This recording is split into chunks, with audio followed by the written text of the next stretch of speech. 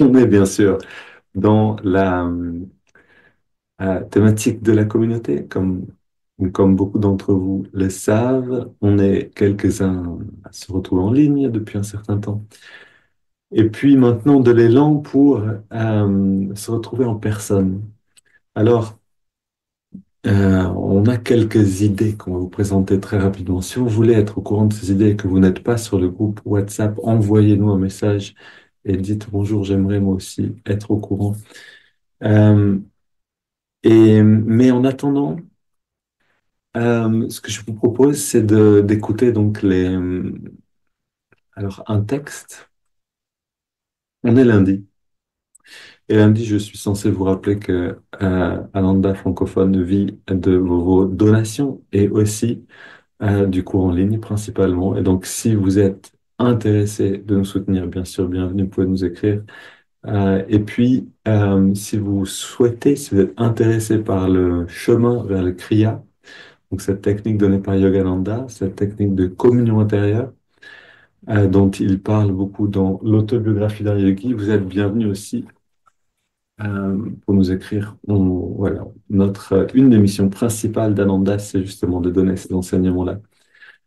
Alors, ces enseignements nous viennent de Yogananda. Ces enseignements, donc, Yogananda a commencé à les donner en 1920 quelque chose en Amérique. Et aujourd'hui, on est en 2025 et on peut trouver ces enseignements partout dans le monde. Alors, pourquoi est-ce que c'est possible que après le départ de Yogananda, donc son Mahasamadhi, justement, c'était il y a 2 jours, on puisse maintenant, de plus en plus, en fait, ça se répand vraiment dans le monde, comme Yogananda l'avait prédit. Alors, il y a une expression anglaise, il disait on pourrait dire traînée de poudre, mais lui, c'était plutôt un feu sauvage, ok, comme un incendie spirituel qui va se répandre dans le monde pour amener cette lumière, justement. Et en effet, comme il l'avait prédit, ça se passe maintenant. Ça demande un certain temps. Et ça demande un certain temps pour plusieurs raisons. Le Gananda est allé en Amérique parce que le Nouveau Monde, comme on l'appelle, était le plus frais, le plus réceptif à ce genre d'enseignement. Et on peut là-bas littéralement créer une église. En Europe, ça nous paraît impossible. L'église, c'est l'église catholique, il n'y en a pas d'autre. Et non, en Amérique, on peut créer une église. Il y a des personnes qui vont créer des églises protestantes, il y en a plein, des églises évangéliques, de différentes voilà, inspirations. Et donc, lui a créé l'église de la réalisation du soi. L'église de la réalisation du soi, enfin, c'est-à-dire The Church of Self-Realization, oui, c'est bien ça. Mais c'est Ananda ensuite qui s'est servi aussi de cette appellation. Donc, alors, retour en arrière, Yogananda a créé un ashram, a créé l'église de la réalisation du soi, l'église de toutes les religions pour amener en fait ces différentes formes dans un principe unique que il a prédit deviendrait en fait la religion du monde futur, c'est qu'on va arrêter de penser à des religions comme des formes et des traditions et des croyances, mais et il y a aussi un merveilleux ensemble d'enseignements, bien sûr, mais comme un moyen pratique d'arriver à l'expérience du divin en nous-mêmes. Et qu'en fait, une religion n'a de sens que si elle permet vraiment à aller dans cette expérience. Est-ce qu'elle permet de le faire, oui ou non? Est-ce que cette religion me sert vraiment quelque chose? Et donc, en donnant ces enseignements, Yogananda donne un moyen de le faire. C'est pourquoi il est venu. Ensuite, avant de quitter son corps, donc c'était en 1952, le 7 mars, donc là on est aujourd'hui le 10 mars, on vient de fêter en effet son départ. Et avant de quitter son corps, Yogananda dit, donc quelque temps avant, que le futur de l'humanité, ce sera de vivre dans des petites communautés euh, avec des idéaux élevés et un mode de vie simple. Et qu'en vivant de cette manière, démontrer que le bonheur est possible, en fait, avec une intensité et une qualité bien supérieure à celle qu'on connaît dans nos villes, dans notre manière, en fait. très séparée, isolée et non spirituelle de vivre, hein. Je parle ici vraiment de la vie dans le monde, mais justement de créer ces petites communautés pour que cette autre manière de vivre et de grandir spirituellement au jour le jour, renforcée par la communauté, justement par un environnement fertile, que cette manière de vivre va devenir la manière de vivre pour le futur et que de grands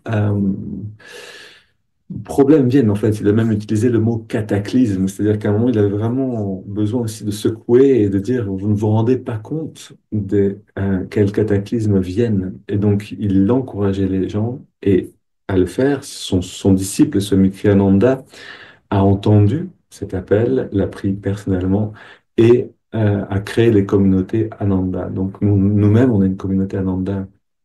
On est en ligne ensemble, on se retrouve quelquefois en personne et on veut faire atterrir aussi cette communauté dans un endroit physique, trouver un endroit. Donc c'est là où on en est.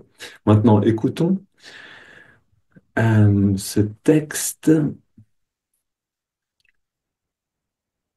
de... Alors attendez, d'où ça vient? A place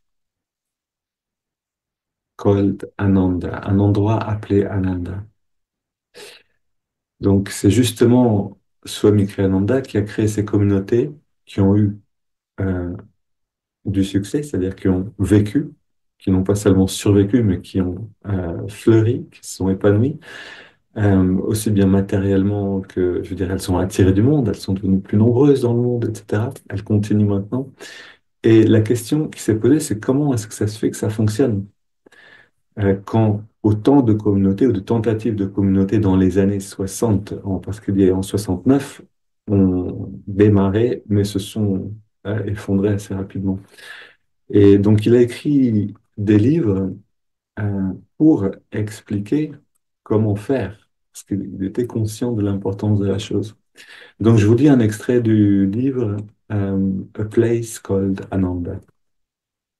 Le Shabbat a été fait pour l'homme, et non l'homme pour le Shabbat. Des maîtres à travers les âges ont exprimé des idées similaires à celles-ci. Toute institution, quelle qu'elle soit, n'est qu'un moyen et jamais une fin en soi. Je ne connais aucune déclaration d'un grand maître à aucune époque qui contredise cette vision, qu'il s'agisse d'une convention sociale comme le Shabbat ou d'une organisation d'origine divine, une organisation pour servir un but divin, c'est-à-dire de manifester ces enseignements, par exemple. Dans son autobiographie, le maître exprime clairement sa réticence envers la religion organisée. Donc le maître, c'est Yogananda. Il s'en méfiait parce que pour trouver Dieu, il faut d'abord se tourner vers l'intérieur. Il rappelait souvent l'importance d'aimer aussi les autres et de se soucier de leurs besoins. Avant tout, donc leurs besoins avant tout spirituels, mais aussi physiques et psychologiques. S'il est venu en Occident, ce n'était pas d'abord pour fonder une organisation, mais pour aider les âmes. L'organisation qu'il a créée n'était qu'un outil au service de cette mission. C'était un outil essentiel car il a permis d'ancrer son œuvre et de lui donner une base solide. Sans cela, son influence en Occident aurait pu ressembler à la neige, splendide le temps d'une saison, mais vite effacée à l'arrivée de l'été. Pourtant, l'organisation n'était pas son message. Elle n'était qu'un moyen de diffuser son enseignement spirituel.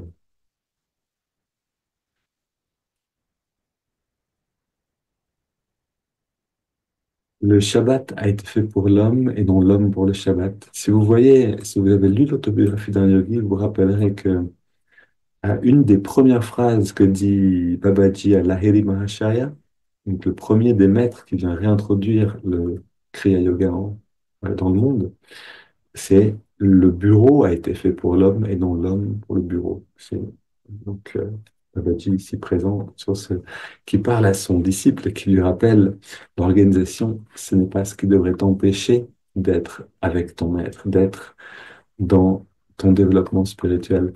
Et en fait, c'est l'essence de pourquoi Ananda fonctionne. Il y a une phrase qui résume un principe clé à Ananda, un principe qu'a reconnu Swami Triananda et qu'il a établi comme un principe fondamental, qui est que les gens sont plus importants que les choses. Ça paraît évident quand on l'entend, et pourtant, combien de fois on a sacrifié les gens pour l'organisation elle-même, pour une religion, pour une croyance, etc. Donc, les communautés lambda fonctionnent aussi, bien sûr, il y a beaucoup d'éléments, parce qu'on sait que les gens sont plus importants que les choses. Et donc, l'organisation est là pour aider les personnes à grandir spirituellement et non les personnes qui seraient là, ce ne sont pas des personnes qui seraient là pour aider une organisation à grandir. Ok, on va explorer cette thématique cette semaine. Maintenant, allons à l'intérieur. Prenons une grande inspiration.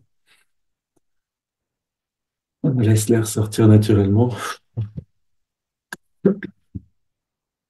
Et encore une fois, on inspire. On expire en se détendant bien.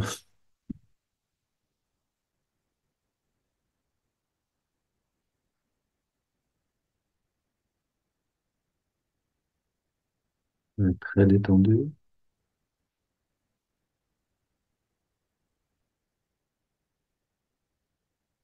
Le corps est une organisation. L'esprit habite le corps. Le corps est là non pas, on est là non pas pour le corps, mais le corps est là pour nous. On a besoin de prendre soin du corps, ce qu'on va faire maintenant, pour pouvoir, dans le corps, retourner vers la source. Que ce corps devienne un temple fonctionnel. Alors, on peut voir vraiment ce principe partout. Si on se perd à vouloir que le corps soit le plus beau possible, le plus musclé possible, le plus confortable possible dans ce monde, on oublie le rôle de l'organisation.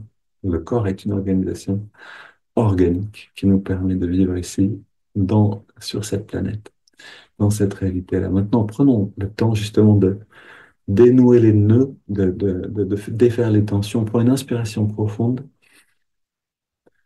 les mains entrelacées, expire les mains vers l'avant, on arrondit bien le dos. Sentez le bien-être. Inspire, on étire vers le ciel. Ok, comme ça fait du bien. Expire, on se plonge vers la gauche. Inspire, on revient au centre, on étire vers le ciel. Expire, on se penche vers la droite. Ok, on revient au centre. Expire, on se tourne vers la gauche. On pose les mains. On va le plus loin possible dans la rotation, sans se faire mal, en respirant bien profondément.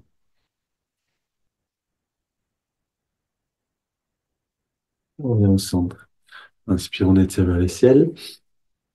Expire, on se tourne vers la droite. Même chose ici.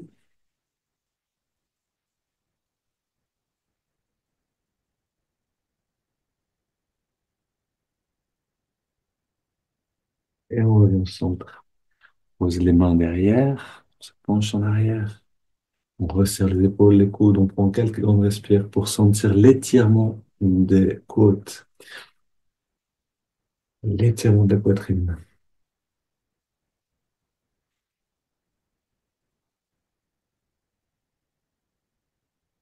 Et on revient au centre. On pose les mains sur les cuisses pour vers le ciel et on sent déjà l'amélioration de la qualité à l'intérieur de l'organisation du corps.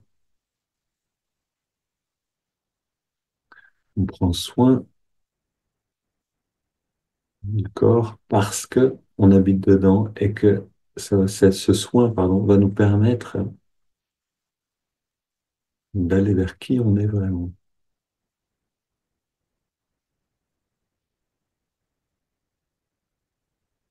L'ouverture de la poitrine qui nous donne accès à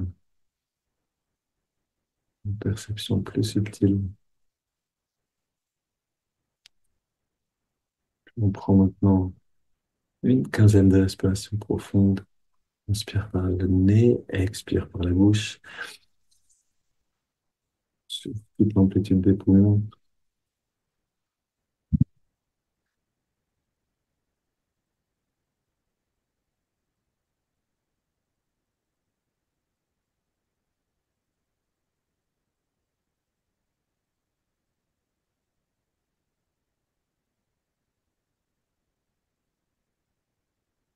De dépasser la moitié. Augmentons l'amplitude des respires.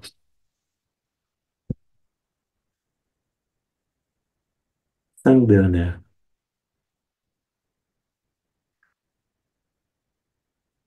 Dernière.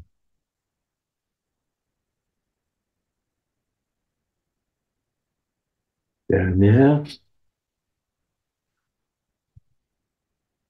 On vide bien le poumon, puis on inspire lentement, très lentement, par les narines.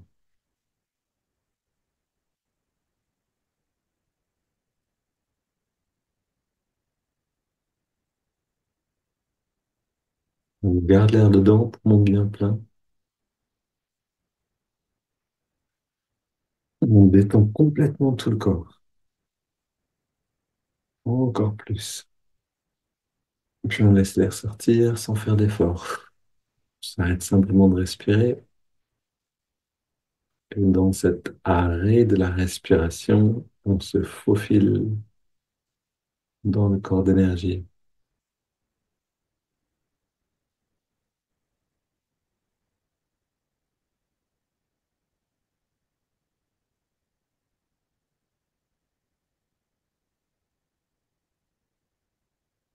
On va passer d'un corps à un autre à volonté. Puis on inspire et on garde l'air dedans. On rentre le ventre, on contracte le périnée, on redresse le regard. On relâche tout et on expire naturellement.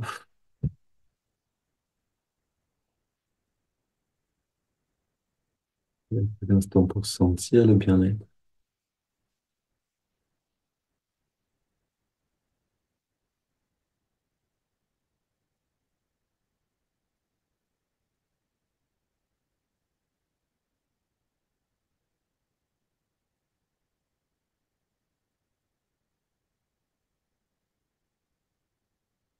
Vous voyez quelle merveilleuse expérience le corps nous permet.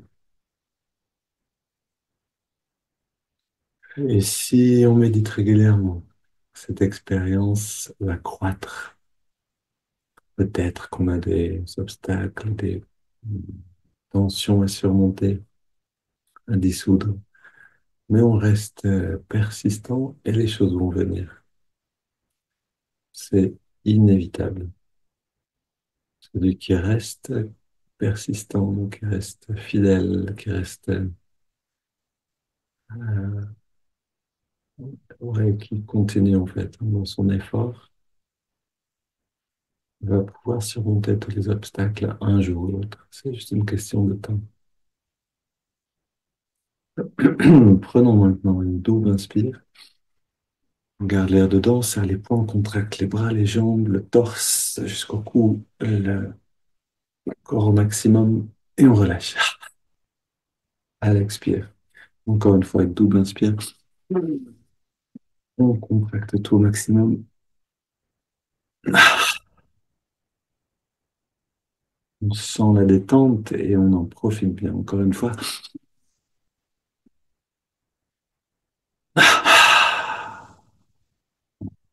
Lâche tout et on ressent. Relax and feel. On dit tout le temps. Ananda. Dance with will. Danser avec volonté. Relax and feel. Relâchez et ressentez. Vous voyez quelle richesse? Regardez, refaisons-le encore une fois. On tend tout avec une double inspire encore plus fort.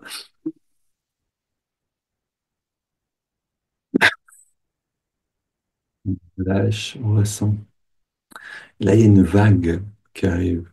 Soyez bien, ressent, bien à l'écoute, bien regardez ce qui est là. La vague, elle est encore en train de se former. une vague d'énergie.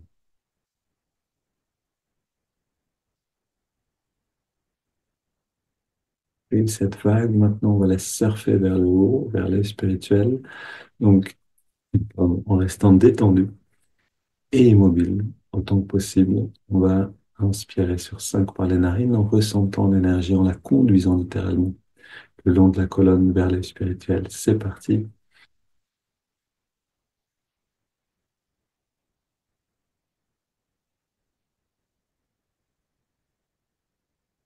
On garde l'air dedans,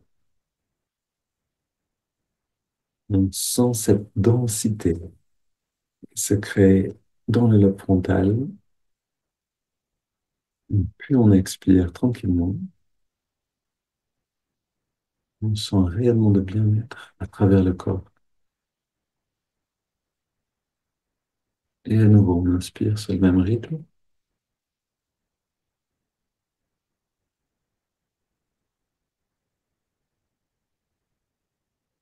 On garde l'air dedans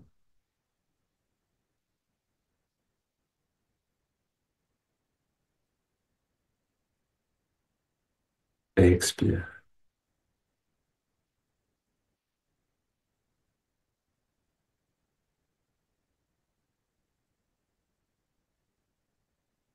Inspire,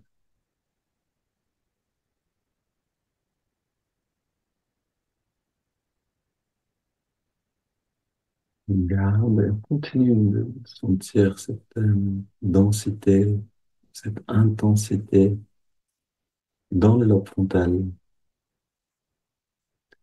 Et maintenant, on expire, cette intensité, elle se diffuse en bien-être, elle se transforme en bien-être.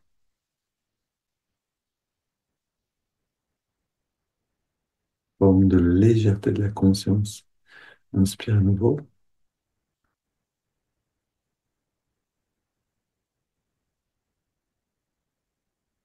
On garde l'air dedans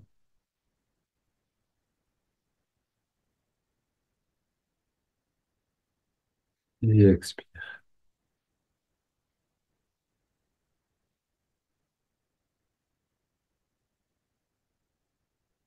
Dernier. Inspire.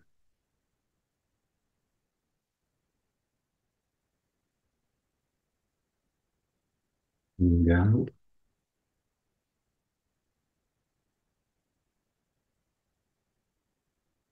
Expire.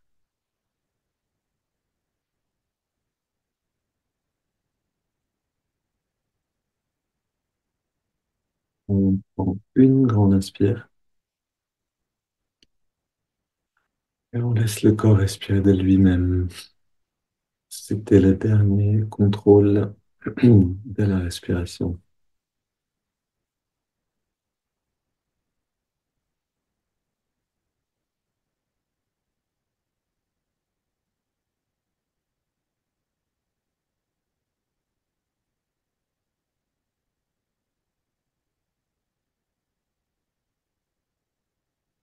Le corps était fait pour l'esprit ou pour l'âme et non l'âme pour le corps. Donc là, on vient de s'occuper du corps, du mental, avec les tensions détentes, avec les contractions détentes et avec la respiration.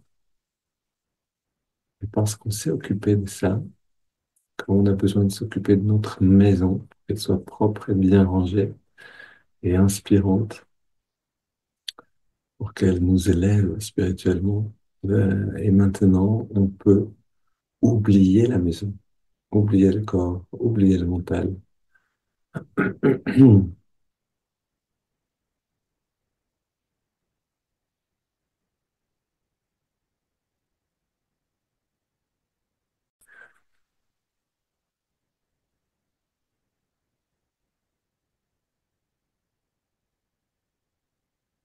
Alors, ensemble, super. Maintenant, on a préparé le corps, le mental, on va préparer le cœur. Le cœur, le siège des sentiments, pour que lui aussi aille dans la bonne direction. Un chant simple, notre chant préféré en ce moment, James. Bienvenue pour chanter avec nous.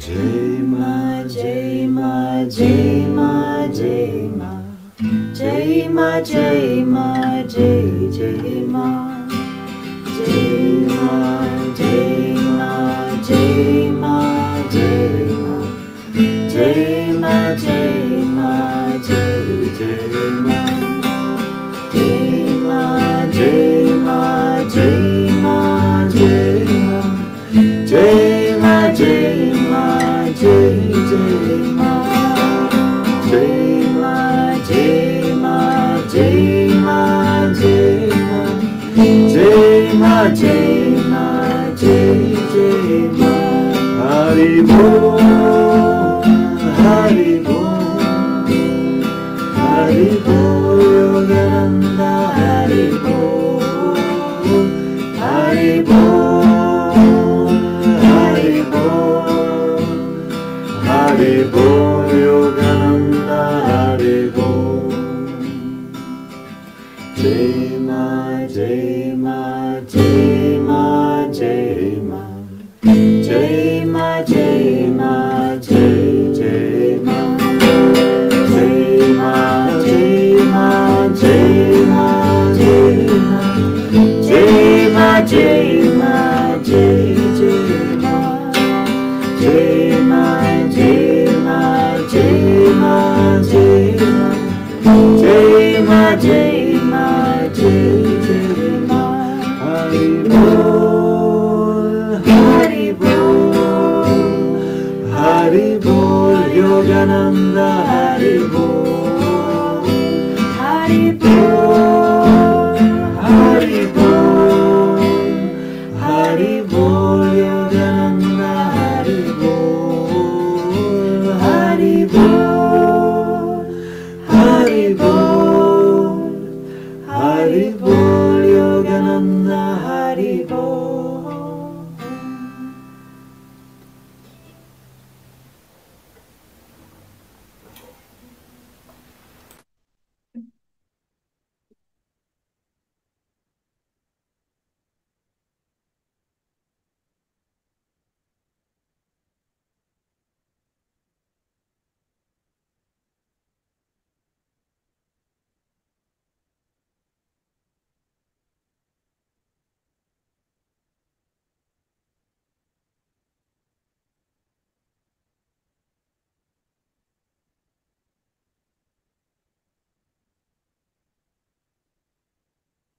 Nous sentons comme une pépite de gratitude dans le cœur pour Yogananda, pour ses enseignements, pour la vie qui nous a mis au bon endroit, au bon moment. Et avec cette qualité, allons plus encore à l'intérieur,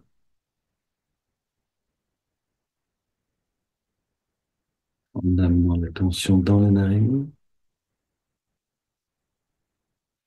On trouve l'endroit où on sent l'air le mieux, passage de l'air, fraîcheur de l'inspire, tiédeur de l'expire.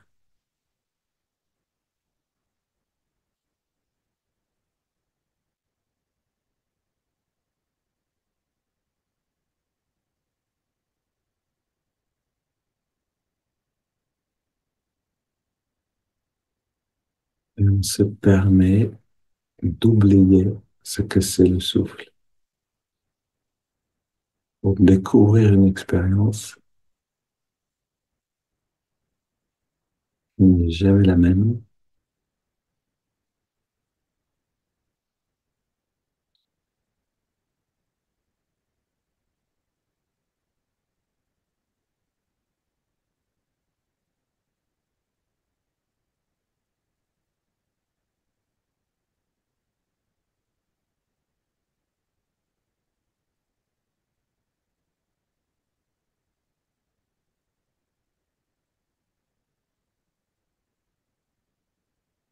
Une expérience qui devient un passage travers les corps jusqu'à la source.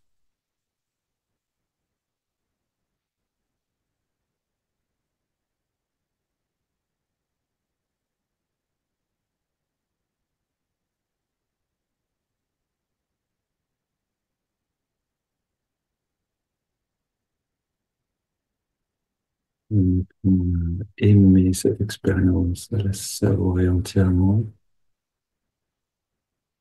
C'est comme notre petit déjeuner.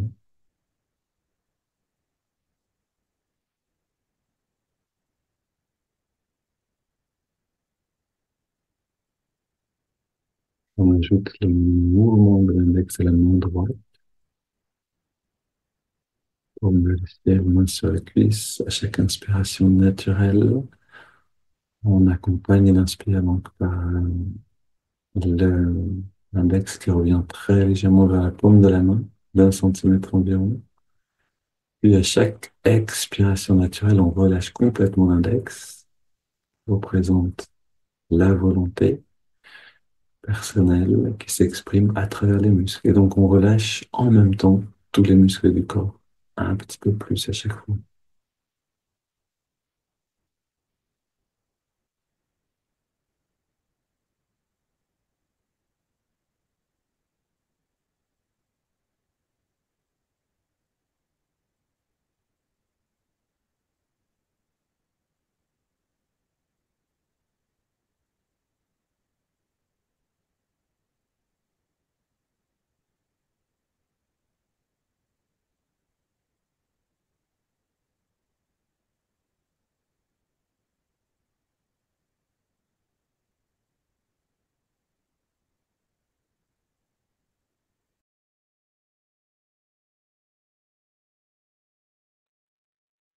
Et on ajoute le mantra Hong So. Hong, Hong, Hong, qui accompagne l'inspiration naturelle, qui signifie je suis, et So, qui accompagne l'expiration naturelle, et qui signifie ce qui est.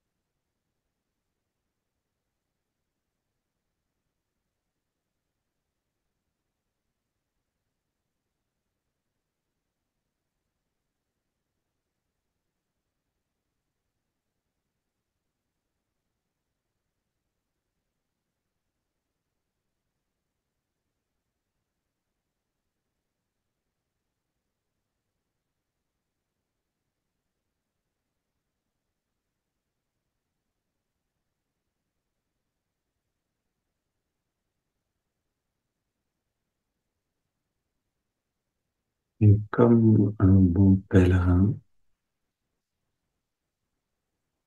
ou un bon randonneur, mais qui va vers la source, on reconnaît les signes sur le chemin.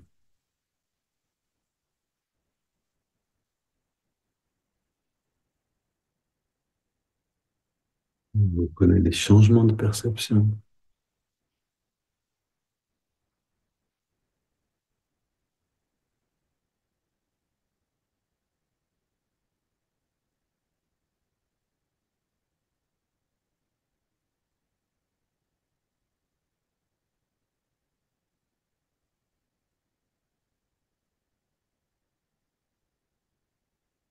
Combien de détente on peut sentir? Combien de bien-être? Est-ce que ce bien-être a déjà commencé à effacer le corps?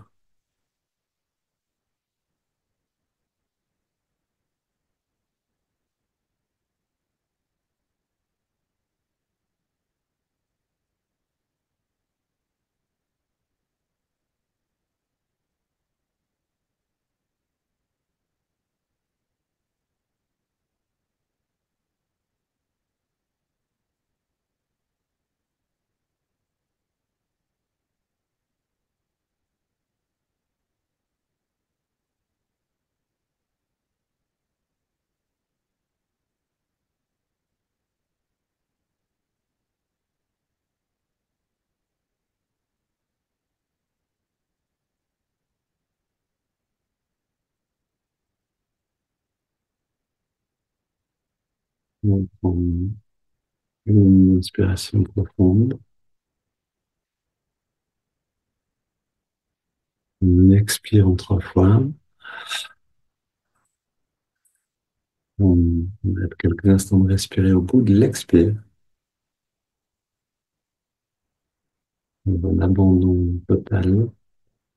Et on laisse le corps respirer sans faire d'effort, sans contrôler le souffle, et en abandonnant les techniques de concentration.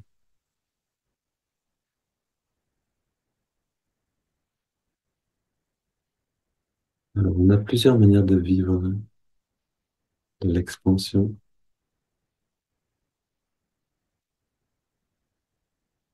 Une manière, c'est de sentir le bien-être qui est là, de le percevoir comme une lumière, parce qu'en fait, c'est une lumière qui part de l'âge spirituel, parce qu'en fait, elle vient de là, et qui se répand dans tout le corps.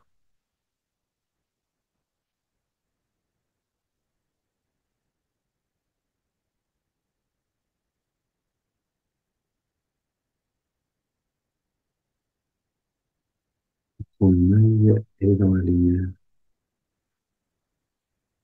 tout ton corps sera dans la lumière. Si on peut ressentir cette lumière, alors on est parfaitement dans l'expansion. On a juste à l'observer, à sentir qu'elle se déploie en nous et qu'elle se libère du corps et qu'elle va rayonner dans toutes les cellules et au-delà.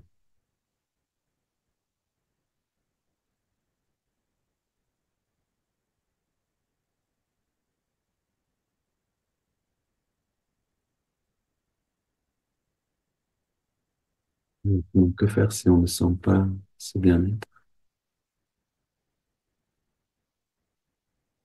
Eh bien, on imagine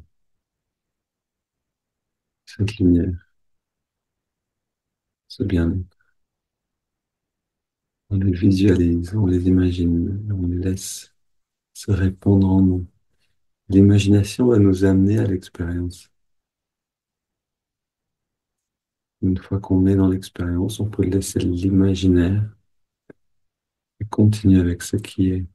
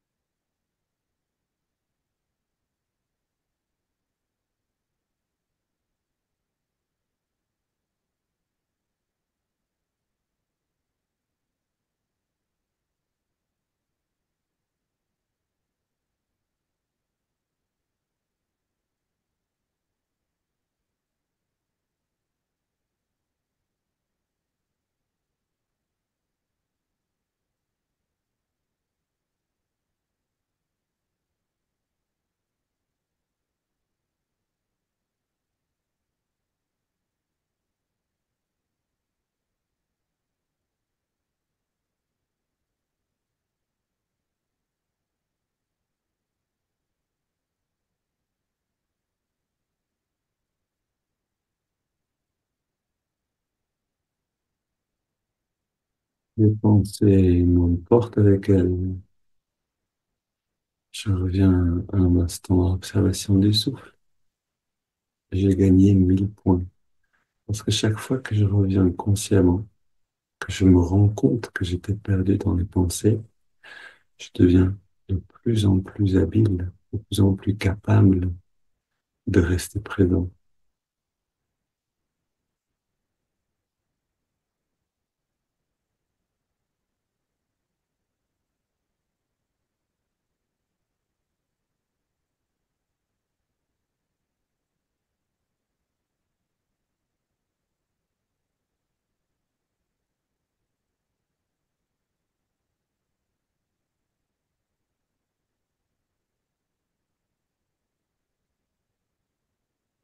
Si toutes ces manières de vivre l'expansion ne me parlaient pas, je peux aussi répéter une affirmation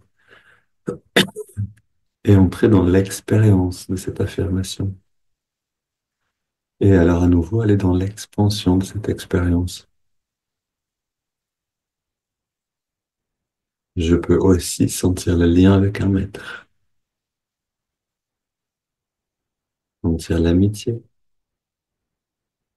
et entrer dans l'expansion de cette expérience.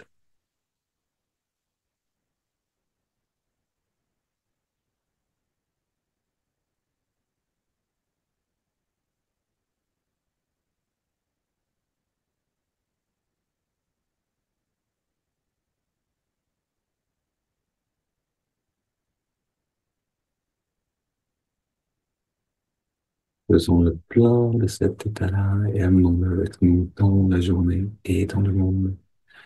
Belle journée à tous et à ce soir pour ceux qui veulent se réunir à 20h15 sur le même lien. Allez ensemble.